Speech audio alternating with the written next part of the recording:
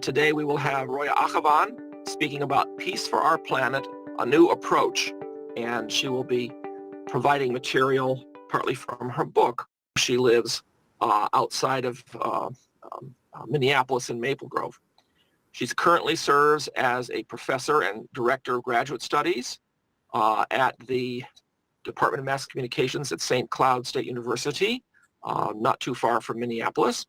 She's also done research and publication in the field of international mass communication, and she's a frequent speaker at various kinds of forums on gender issues, the root causes of war, and spirituality in the 21st century.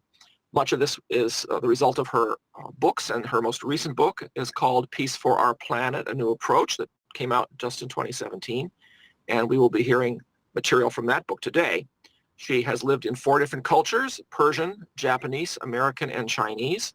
So she's really quite a world citizen and very well versed in the kinds of information experience needed to give a presentation today on this topic. So without further ado, I will turn this over to Roya. Hello, everyone. It's my great pleasure to speak to you today on the topic of Peace for Our Planet, which is also the title of my new book, Peace for Our Planet, a New Approach. I have been interested in the study of peace throughout my life and have viewed the ultimate achievement of peace as being not only possible, but even inevitable. And I still believe in that proposition, and as I state in the introduction to my book, I believe that there's a new positive energy of enormous power steering in the world today, and it is leading us to a new way of life, one that is more peaceful and just. Obviously, given the turmoil that is going on around us nationally and internationally, this may appear to be quite a counterintuitive statement. When we look at the world today, what is most visible to us is a process of collapse and disintegration, which is reflected in the daily news that we hear about violence, racial and religious prejudice, extremist movements, terrorism, and many other horrible events. So, looking at the state of the world today, it would be quite natural for us to find great cause for concern or even despair and hopelessness. So, the first question that we must address in view of these unfortunate events that are happening all around us is this. Okay. Is there any hope for the future of humanity? And if we're so bold as to say that there is indeed hope, what are the logical reasons and empirical evidences that we can put forward to support such a bold claim? In my search to make sense of what is happening in the world, I was inspired by the writings of Shoghi Effendi, who in the mid-19th century put forth the idea that the world was going through 2 simultaneous processes, one of integration and construction, and the other of disintegration and destruction. Inspired by this concept, I set out to learn in concrete terms what these constructive and destructive processes look like, and in fact, how they might have interacted with each other during the last 200 years.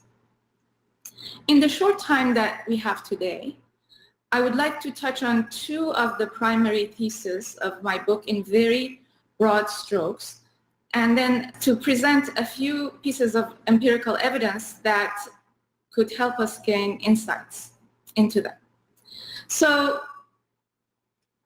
of course, in addition to what I'll be discussing today, the book itself addresses a number of other topics that are related to this. For example, the different parts include the constructive process, the new dialectic, which addresses both of these processes in relation to racism, nationalism, religious strife, gender inequality, and extremes of wealth and poverty.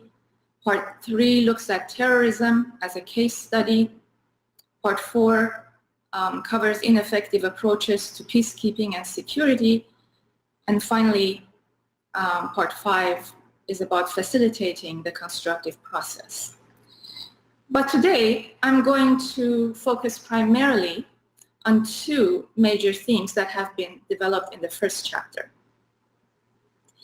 As you can see in the slide, the first point is that since the mid-19th century, we have been witnessing major transformations in both the scientific and social realms all around the world. And secondly, since the mid-19th century, the course of history has not been linear. In other words, we cannot describe the forward movement of history from barbarism toward civilization as 2 steps forward, 1 step back, or a zigzag, or even a spiral that goes up and down but moves forward incrementally with each cycle. Rather, a bifurcation happened in the middle of the 19th century with 2 parallel processes starting to move alongside each other, one constructive, the other destructive. And each one has been moving along on its own plane. So I have structured the rest of my talk to give just a few examples of this historical transformation and the interaction between these 2 parallel processes in the 19th, 20th, and the 21st centuries. I also hope to leave enough time for questions and answers, and I hope we can discuss more specifically what steps each of us can take individually and by accompanying each other as catalysts within the constructive process. So in brief outline, I am going to try to show in this presentation that the 19th century was the starting point for the birth of a new, separate, and independent constructive process. And one of the signs that we can point to are all of the graphs and statistics that we can see that clearly show that everything in both technological and social realms began to move from a nearly horizontal line to an exponentially rising line. And as you can see, there are, of course, many such graphs, but I have only selected a couple of them. And this one that's on the screen is showing the inventions that were patented in the US. And as you can clearly see, they started to increase exponentially right around the 1950 mark.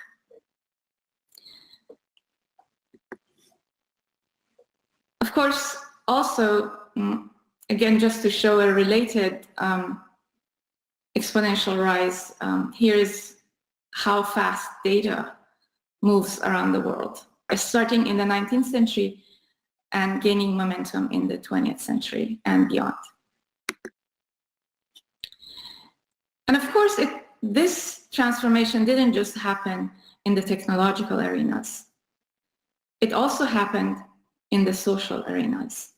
And one of the movements that we can clearly see reflected in charts, as well as many others, but I will suffice to this one, is the number of laws that were enacted against slavery. Again, this shows that right around early 1800s, they started to move upward in an almost exponential way. So the 19th century was indeed a time of great transformations in the life of humanity.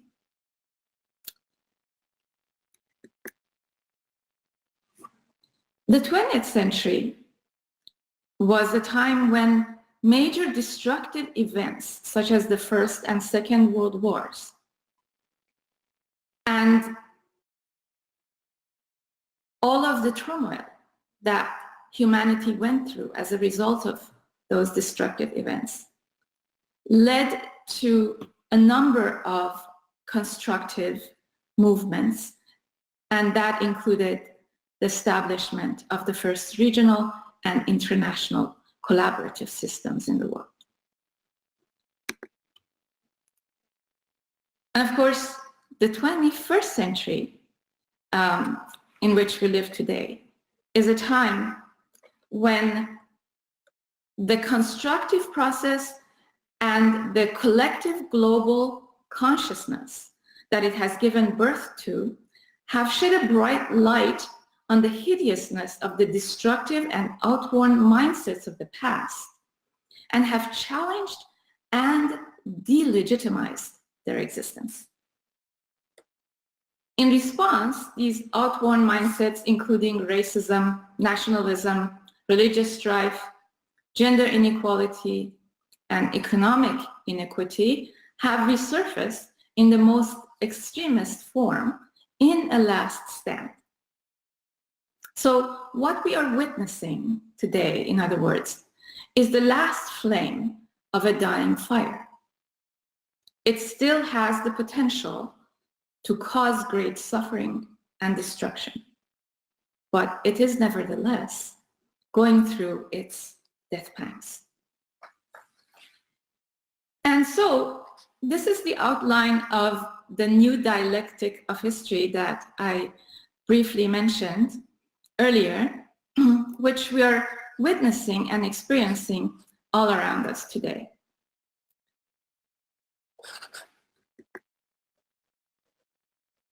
So if you look closely, you will see how this last stand of the outworn and delegitimized mindsets is energizing the constructive collective consciousness in the midst of the turmoil that it is causing. And it is creating a growing awareness of oneness of humanity, the need to eliminate all forms of prejudice, achieve gender equality, find common ground in religious teachings, and mitigate the extremes of wealth and poverty. So to go into a little bit more detail, let's begin with examples from the 19th century. All of us already know about the exponential technological advancements because we have personally experienced them and we continue to do so every day. But in addition to that, many constructive ideals based primarily on the recognition of the principle of human dignity and equality left the realm of philosophical discussion, and action was taken on them on social fronts for the very first time in the 19th century. For example, following the rise of different laws against slavery around the world, we saw the abolition of slavery in the United Kingdom and the United States. Another major arena of social progress that began in the 19th century was that action was taken for the first time toward gaining equality of rights for women. In July of 1848, two major events took place within a couple of weeks from each other. The first one was the announcement by Tahereh, a major leader in the Baha'i movement in Iran, that a new day had dawned in the life of humanity and symbolically removed the veil from many spiritual principles, among them the principle of equality of women and men. Of course, the true station of Tahereh is itself a vast topic, which I will be covering in my upcoming talk in August. And the second event that happened was the Seneca Falls Conference in New York, which was organized by Elizabeth Cady Stanton and her compatriots to issue a formal declaration of sentiments about the rights of women for the first time in the United States history. Another important event in the 19th century was the beginnings of the interfaith movement, which was born out of the first Parliament of World Religions in 1863 that was held in Chicago, and at that time represented 6 different faith traditions. And if you read the materials that were sent out about that conference, it mentions the idea of the essential unity of all religions, which is very interesting. Another very new idea and critical to the progress of humanity that came about in the 19th century was the idea of settlement of international disputes peacefully and on the basis of international law. This began with the international conference that was held at the behest of Tsar Nicholas II in 1899, where the world leaders gathered at The Hague to propose the establishment of a tribunal for mediation of international disputes.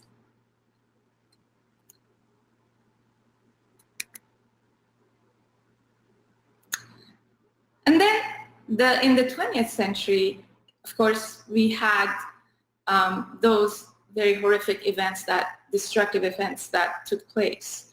The bloodiest wars we know of in recent history, and that was the First and the Second World Wars.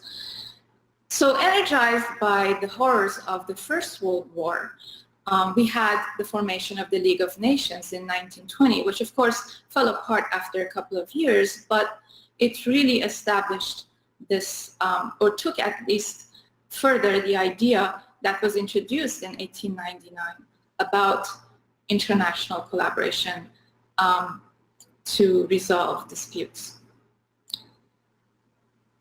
The United Nations, of course, came along after the Second World War as a much more comprehensive international system premised on the idea of collective security in part, which of course at this time remains unfulfilled in that aspect because of the veto power of the Security Council member states. But in every other way, the United Nations has been a major step forward in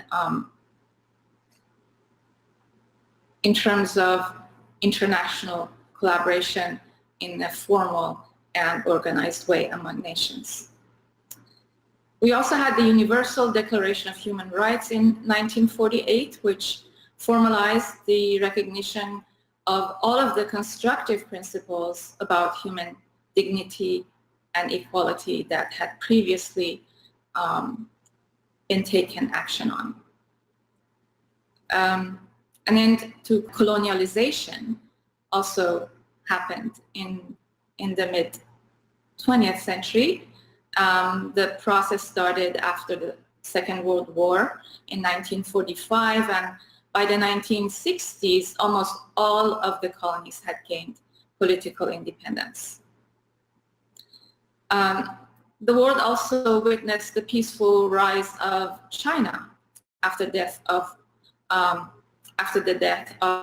Mao Zedong, and it's the integration of China into the world economic and political system. Then we had the establishment of the European Union and other regional unions in South America and Africa, Asian nations. And the European Union is particularly interesting because Europe was the continent that had given the world, as Steven Pinker, one of the authors who has actually talked about the decline in the level of violence around the world, has referred to as the continent that had given the world two of its bloodiest wars. And these countries came together first in an economic community and then formed the union with no border checkpoints and a common currency. Of course, there are other unions that are moving in that direction around the world. The world saw an end to apartheid in South Africa. So the most egregious form of institutionalized racism was finally dismantled, and the ruling white minority transferred its leadership to the black majority. We also had the fall of the Berlin Wall, an end to the Cold War and the nuclear arms race, the dissolution of the Soviet Union into independent states, and generally rise of a gradual rise in the number of countries that had democratic systems. One of the statistics is that there were 26 countries with a democracy in 1976, and that has risen to over 100 during the first decade of the 21st century. And then in the 21st century, the Millennium Summit of the United Nations that was held in the year 2000 introduced the idea of shared responsibility for humanity. And of course, there have been many other similar UN gatherings that have since built upon that idea. The idea that all nations have shared responsibility for all people in the world. So at that summit, these countries began to establish specific goals that would be evaluated and measured.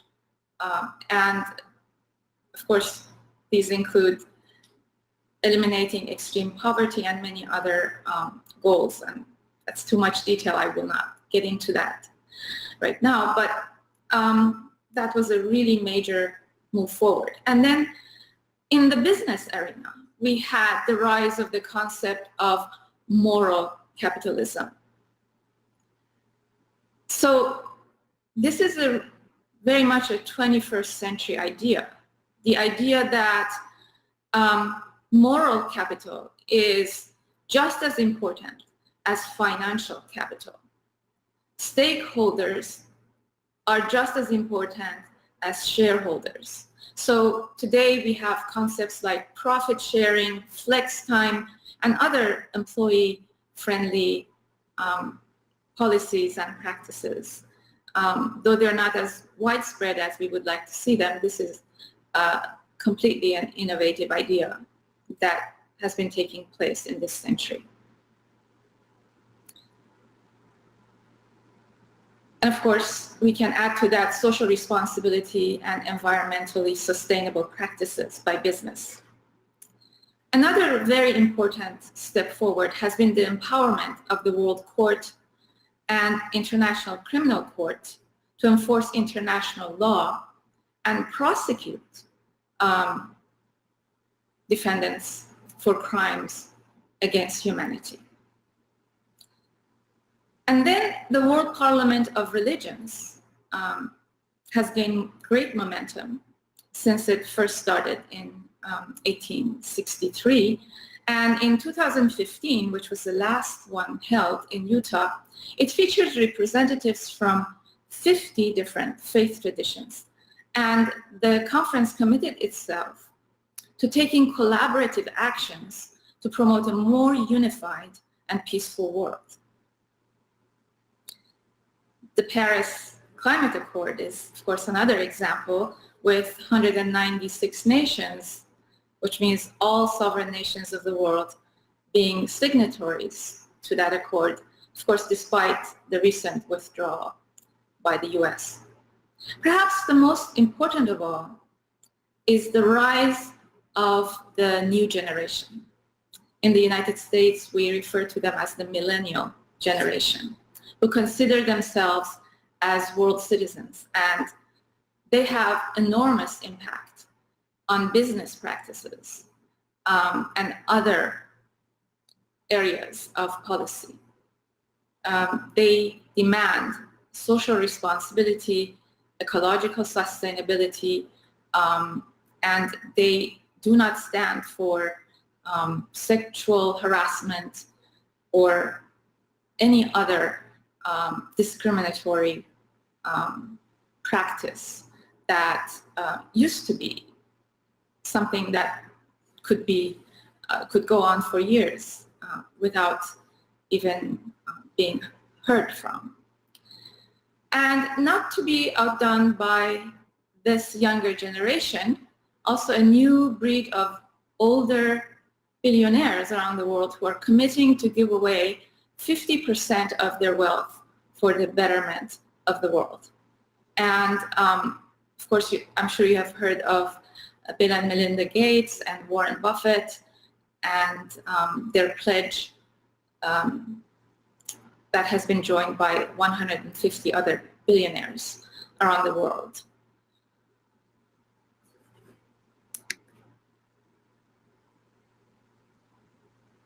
So, as these events that we just went through really quickly have been taking place in the context of the constructive process, a gradual but momentous change has also taken place in the global collective consciousness.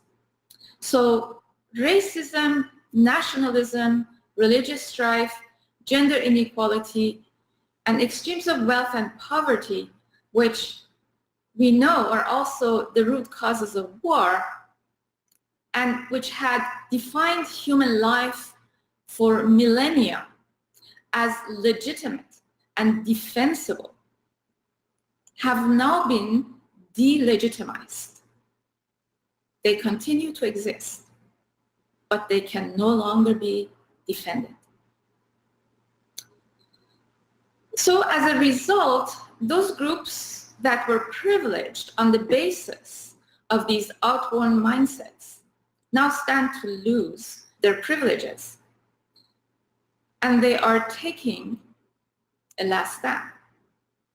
They are putting up a fight in the hopes of returning to what I have termed their utopia of the past.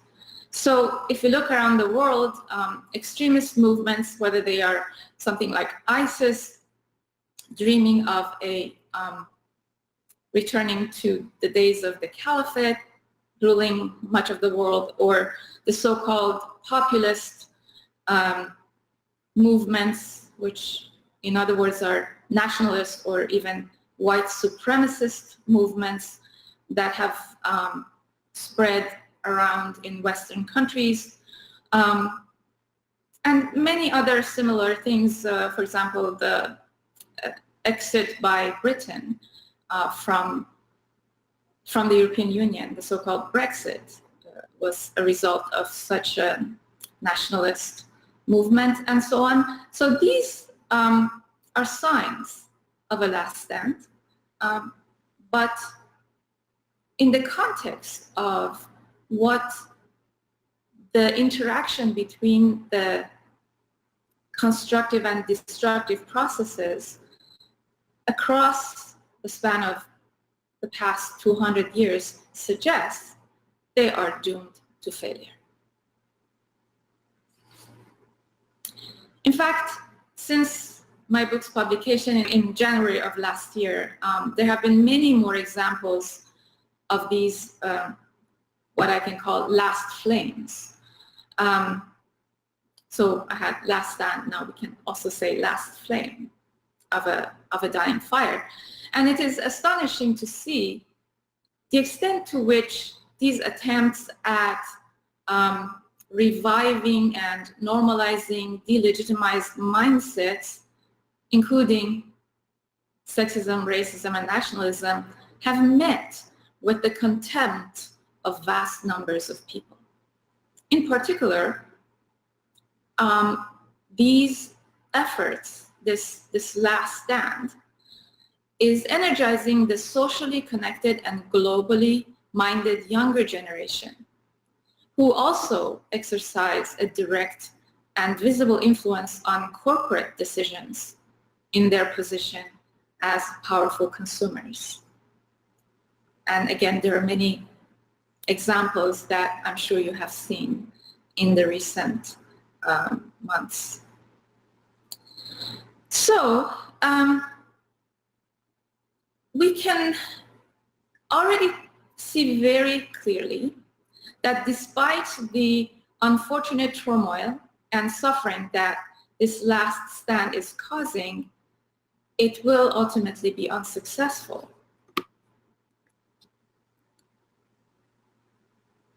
So the next question that we need to really ask ourselves at this juncture is this: what is our role in accelerating the constructive process and mitigating the suffering that is being meted out by the crash landing of the destructive process?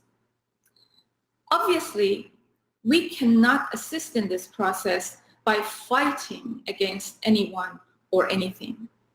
The adversarial model, which continues to be prevalent in so many areas of human behavior today, including partisan political systems, despite having been an improvement over the dictatorships of the previous millennia, is now completely outworn and has become a part of the destructive process. If we watch and listen carefully, we will see and hear the outcries of people all over the world, including in our country, for non-partisan independence in decision-making based on independent investigation of the truth. For people to communicate not based on predetermined dogmas and agendas so that they can register a win for their side, but to search for the best solution in the interest of the whole. And this is one of the most powerful models we can adopt as individuals in both our personal and social relationships, and one that will enable us to focus our energies on building model communities that reflect the principles of oneness, equality, justice, and peace. I will close this presentation with this analogy of two planes, which I have given in the book to illustrate heuristically these two parallel processes of construction and destruction in the world. So one of these planes is a state-of-the-art plane that is moving confidently towards its destination. It also has a sky bridge that can be connected to any other plane in flight. The other plane is dilapidated and falling apart, and it is going through severe turbulence. The passengers of this plane are either in deep sleep or trembling in fear or fighting with each other about how to save the plane. What we need to do as passengers of the constructive plane is to roll out the sky bridge and lovingly beckon people in the other plane to join us. Walking over to the other plane and arguing with the passengers will not work. So the most effective way for us to become catalysts in the constructive process is to work on building model local, regional, national, and eventually international communities that reflect the constructive ideals of oneness of humanity and consultative decision-making. Even as the old and outworn modes of divide and conquer and all of the adversarial models that we see around us are gradually delegitimized and fall away. Thank you. Thank you very much, Roya. This was a fascinating presentation, and I'm very grateful for your summary of these forces of construction and destruction. And I suppose an obvious question, I see there's some questions coming in, but we've only got one so far, so I'll ask you this one, is that while certainly the destructive forces seem to be declining, they seem to have quite a lot of energy left in their legs. They're not exactly on their last legs. So I was wondering if you wanted to comment about that a little more than you already have. And it seems to me we're not at the point where we can expect the demise of racism, sexism, and conflict in the world, even within our own lifetimes. Yeah, that's a great question. And that is not what I am necessarily saying that is going to be easy.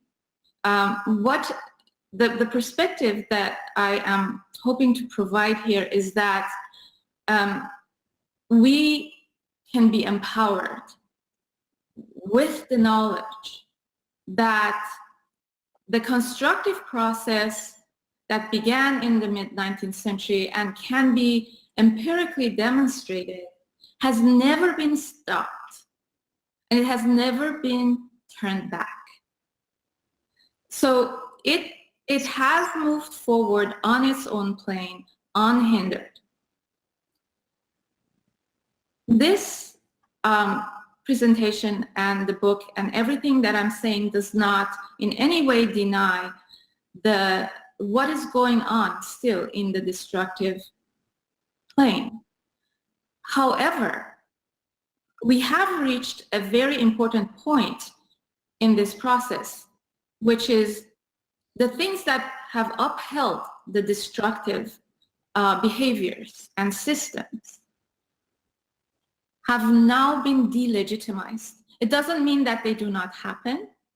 Sexism is still very much with us. Racism is still very much with us. But it used to be part of the mindset of everyone. And today, it isn't, especially not of the younger generation. That you cannot defend these things anymore.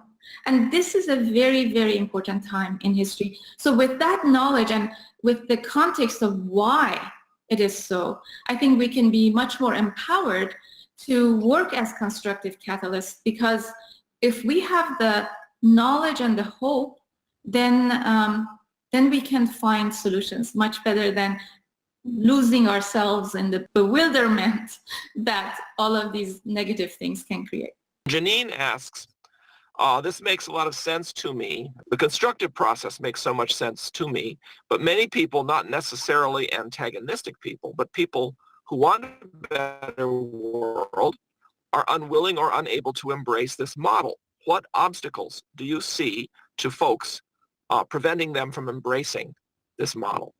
There are of course many obstacles that can be there for different individuals, and everyone is, on their own spiritual path and journey. So I don't think that I can generalize, but here's what we can control. If we are going to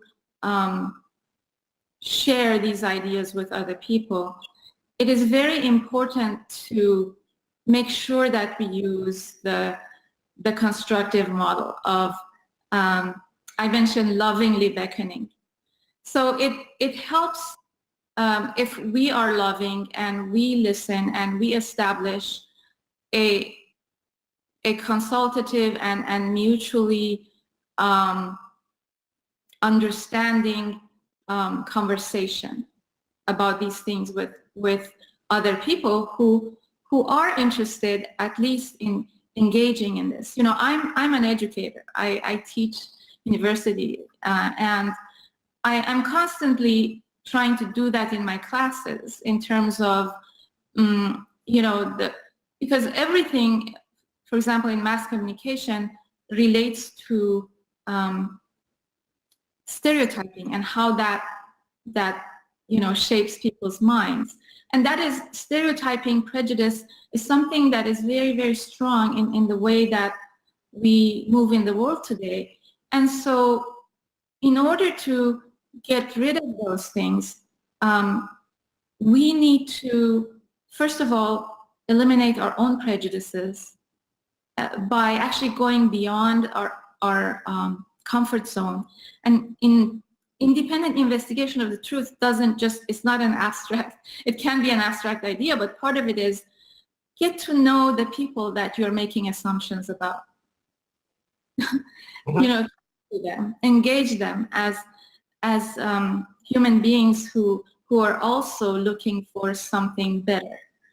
And so I think, again, there's no guarantee that people will listen to us, because in that analogy of the two planes, somebody might be in a plane that's crashing, but they may still not trust you enough to get in your plane.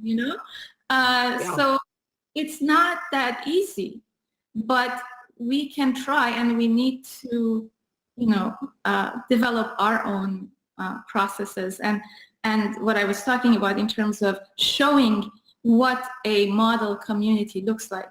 That can be very attractive. That's true. Simona asks, is there any way we can get a copy of this PowerPoint to use in Firesides? And I assume you'll let us put it up on our website so that people will have access to it. Is that right? Yes, absolutely. Good. Betty has a very interesting question. Does the literature on disintegration suggest parameters on how long it takes for racism or other isms to run out of steam? No, I don't. Unfortunately, I wish I did have a crystal ball for that. But I have, one of the things that I can say though is that I definitely sense a collapse.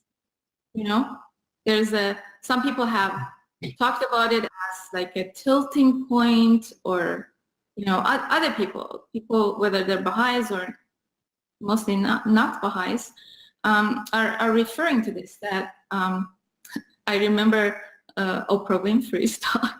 Time is up, right? So it's people in their own ways are feeling this, and I certainly feel it. That things that used to go for a very long time. A celebrity makes a racist comment, and she loses her job in an instant. Yeah. Another celebrity, is shown to have harassed women, and he loses his job. So these things didn't happen before. So I'm thinking that it will be sooner than we think, because when all of those things happened in the 1990s, the fall of the Berlin Wall, the end of apartheid, so many things happened in that period. Nobody expected them. And all of a sudden, it all happened. So that's a very good point. I can remember in, I think it was 1986, I heard Secretary of State Baker, George Baker, I think his name, giving a talk. Yeah, Tim Baker. And he said, the Soviet Union cannot continue to survive. It's simply not possible. They don't let people use photocopying machines. We're moving into an age of modern information technology. He just used the photocopying machines as one example, of course. And that a Soviet system of this sort cannot survive the information age. And I was sitting in the audience thinking, what the heck are you talking about? It's going to be here forever. And it was gone 4 years later. 4 years later. 3 years later. When I saw the flag, unity flag that during the Winter Olympics that North and South Korea were holding, and they entered the arena, I had goosebumps. That was amazing. They were already starting to unify, and I don't think we have really I don't think we really understand what's going on, but I see it happening. Yeah. Every time I drove across the Rhine River from France to Germany over the old Maginot Line bunkers, right? Or from France to Luxembourg, and there's this, right at the border, there's this gigantic Maginot Line bunker, and it says Maginot Line bunker on it, and you think, and now we drive by it at 60 miles an hour. And it says welcome. It's just not, it's almost as if it's not there. It's just a historical artifact, a relic. It brings tears to my eyes to think, well, what the Europeans have conquered and have accomplished, and now we hope that they'll be able to hold on to it, of course. They will. Yeah, and they may go down, but they'll go back up. Edmund has this this comment. There are widespread protests in the U.S. against the mismanagement and damaging direction of U.S. immigration policies. Younger politicians with a, quote, democratic socialism bent are winning elections against entrenched policies. How do we best work to move the entrenched? I think he means 99.9%, but it looks like it's 9.9% on my screen. I think it's cut off. How do we help to move the entrenched 99.9% to the better path? So this is what I was trying to get at toward the end of my talk, is that I think the collective consciousness is showing up in these protests, and so that is what I take away, that there is a receptivity to constructive ideas. I do not separate it though because in terms of political parties, because I think that falls into that destructive tendency. Yes. Say, this party says this and that party says that, and all of the people in this party are bad and all of the people in that party are good. That is part of what I was trying to mention, has really become outworn in itself. And we see the results of this hyper-partisanship that has taken over, even in not being able to trust something as high as the Supreme Court. So where is the independence? And we are the ones to provide that independence. So I think that is the best way, again, in response to, did you say Edward? Yes, Edmund. Edmund's question, that not to separate people based on who they voted for or what their party is, but engage with people at the human level and try to, and we cannot do that until we reach that point where we are comfortable doing that. Yep.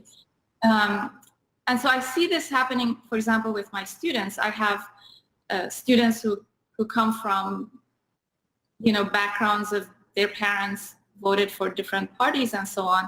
And the way that they respond to what I talk about is different, but I try to engage all of them in the same way.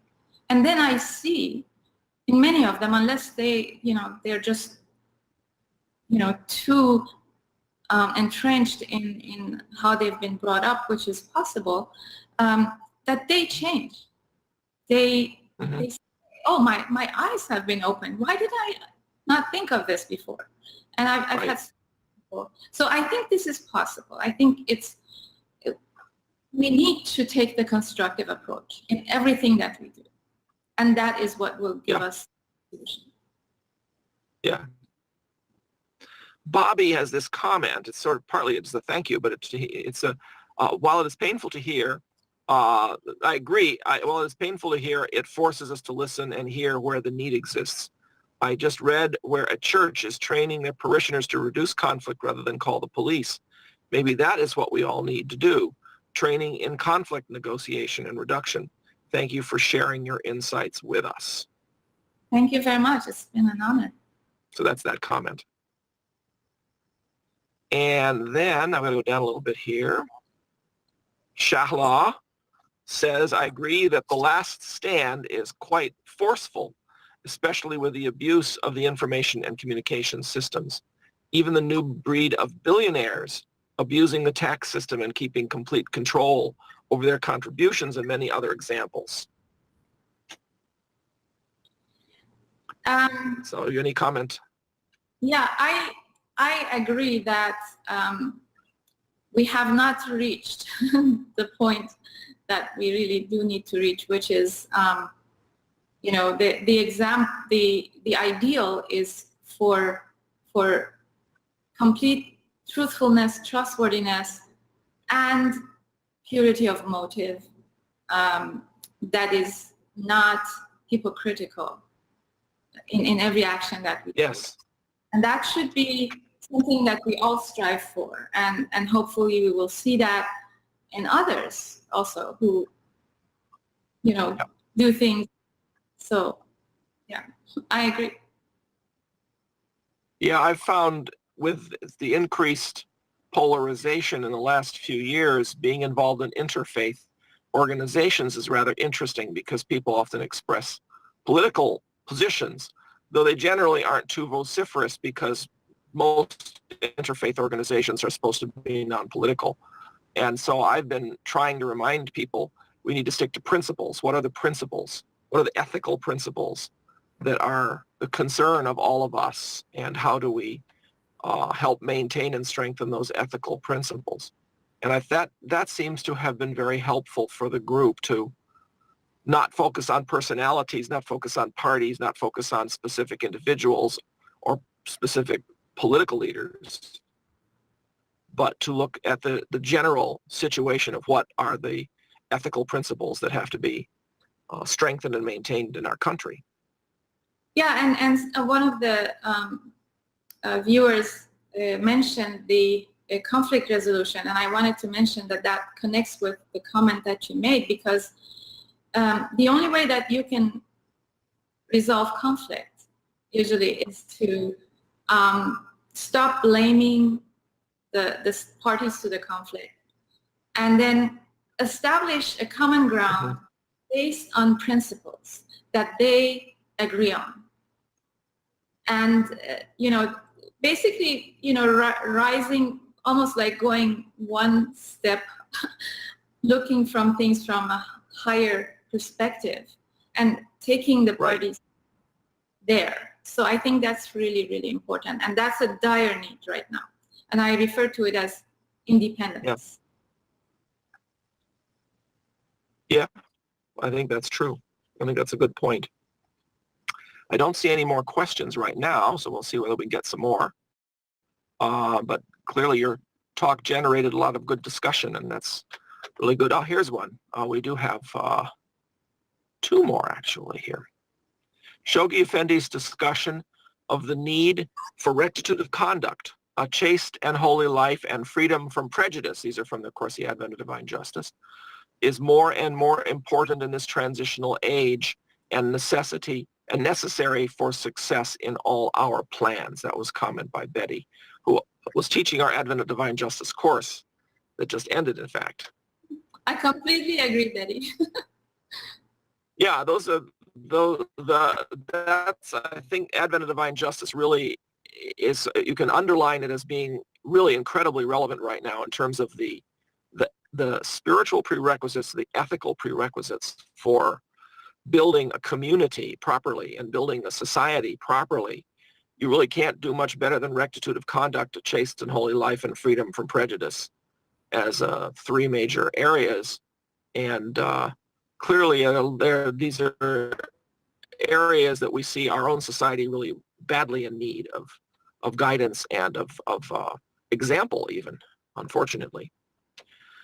Then Edmund, who, by the way, he did mean 9.9%, not 99%, because he was referring to the elites. But he says, just an observation, so-called conservatives in the USA seem to be afraid of the term socialism, although that is the basis of the European Union countries such as Sweden, Norway, and Denmark having social equality and better quality of life for the majority of their citizens. And I think that certainly is true. I've been to Sweden, and it's really quite a remarkable place that way. There's not extreme poverty in that country, and they avoid extreme wealth, but they certainly have plenty of prosperity to go around. They'll go out and spend $100 per person on Friday night at a restaurant quite quickly, and have a grand old time from what I've seen. So they seem to have managed to spread the wealth around, though I think they're probably having more difficulty with issues of freedom from prejudice that the Guardian mentions in Advent of Divine Justice. It's very difficult for a person who's not blonde, or at least not white, to say they're a Swede, obviously, and that's something that society has to work on. Yes. Yeah, I think every, even in my book, I talk about how when we had the brute capitalism of the 19th century, how that was, that gave rise to the Marxist ideas, and that was, the world needed that consciousness, and even though once it was put in practice, it was changed and it failed.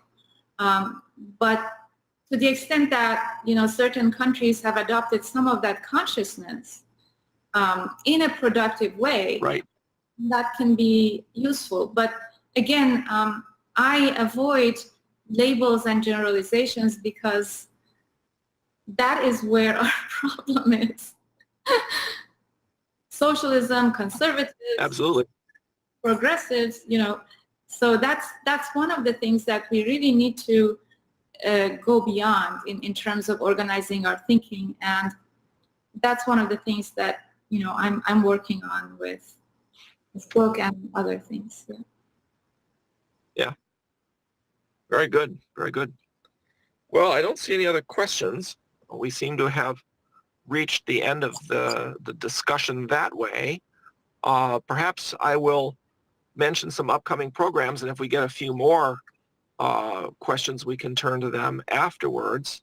Let me begin by thanking you profusely, Roya, for this marvelous presentation that really I think people will remember and talk about for some time. It was really quite a useful way of looking at the current situation and the current challenges of the world, and really the weaknesses of the old world order, shall we say, the weaknesses of the ideology underpinning the old way of doing things, and how it is indeed crumbling before our eyes. I think you're quite right about that.